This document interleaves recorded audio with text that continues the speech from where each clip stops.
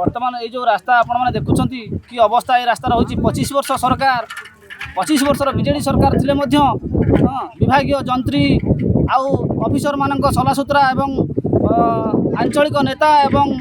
MLA ठू आरंभ कर मंत्री पर्यंत समस्त सलासुतरा यही रास्ता को आसी प्राय 22 कोटी टंका पानी रे पड़ी लोक मैंने तार किसी उपकार पाई ना तेणु समस्त टंका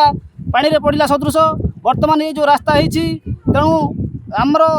जे केन्दुझर माटीर पुओ ये रास्ता हूँ केन्दुझर जिलार बर्तमान जो नुआ मुख्यमंत्री आसी सरकार बदली 25 वर्ष सरकार बदली लोक मैंने नुआ सरकार उपर आस्था करी सरकार आनी तेणु आम मुख्यमंत्री मोहन माझी महोदय को अनुरोध करुचु से यही रास्ता प्रति दृष्टि देले आगामी भविष्य उज्जवल निश्चित हम। मु नामी कॉलेज रे पाठ पढ़ुची आम घर पाखु नामी कॉलेज मिनिमम 9 किलोमीटर भाया रास्ता हम आम यही रास्ते क्लास करि पानु ठीक टाइम रे जाई कॉलेज रे पहुंची पारु ना क्लास डेरी हो जाउची आउ बड़ बड़ गाड़ी हेतिबारु आम बेले बेले साइकिल भी पड़ी जाउछु आउ ओल्हेक भी जाउछु कॉलेज आउ आम चाहूछु रास्ता भल भाव मरामती हो जेपरि आम जाई भलसे पाठ पढ़ी पारिबु आउ आम पर जे छुआ आसबे सी भी भलसे पाठ पढ़ी पारबे लोक माने भलसे जीवा से मध्य करि पारिबु। आम घर 9 किलोमीटर दूर रे आछि वर्षा एवं रास्तार असुविधा जो आम कॉलेज रे ठीक टाइम रे पहुंच पानु जहाँद्वारा आम पाठ पढ़ार बहुत क्षति होउछि तार समाधान करना आम बहुत अत्यंत खुशी हमु एवं आम पाठ पढ़ा सुविधा हो पार सरकार तो माने इमिति करिछि जे कि मनीष आसीबा एठी बहुत कष्ट हो जाउछि रास्ता रे पड़ी की गोड़ हाथ भांगी जाउछि आउ आपन ए प्रकार सरकार माने खाइछि पैसा जे कि रास्तार तार तदारक करू नै आपण माने देखु जांतु आपण भी देखंतु गाड़ी नै के आसंतु आछंती सब परसेंट नहीं पलाउछंती ऑफिसर माने कई रास्तार ठीक से काम देखु नथि परसेंट नाले हला एमानकर जनसाधारणकर कोन देखु नथि से वर्तमान में सरकार चेंज हेछि आपण कोन ताको पे रास्ता रखिबे कि देखंतु आपनकर सरकार तो चेंज हेछि कोन काम होछि समय कहियो आ आमे कोन कहिबा सरकार चेंज तो हेछि समय कहियो कोन करू सरकार तो मुख्यमंत्री निज जिला रे रास्ता ही है देखो आज्ञा देखंतु से तो 3 मास हला आछि तापर कोन हबो न हबो सेटा तो समय कहियो कोन चाहुचंदे रास्ता होने सर ये रास्ता हवा निहाती दरकार कॉलेज छुआ बहुत हैरान हरकत होउचंदी पड़ी के गोड़ हाथ भांगी जाउची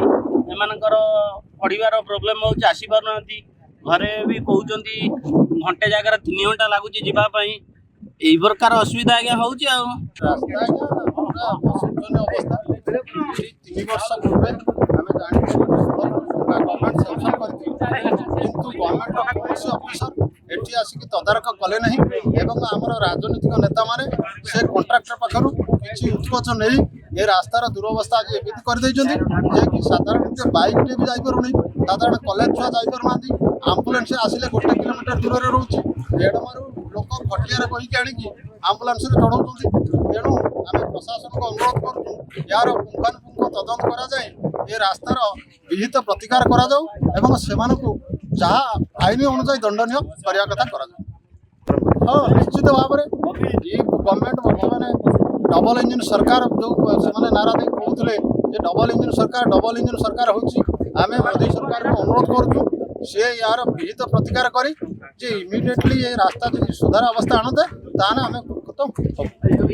आज्ञा मुख्यमंत्री तो केबे रास्ता देख आसते यहाँ हूँ आमर एमती माने गाँ केउंझर बालेश्वर बॉर्डर रे गाँटी तेणु आम सब कनेक्ट गोटे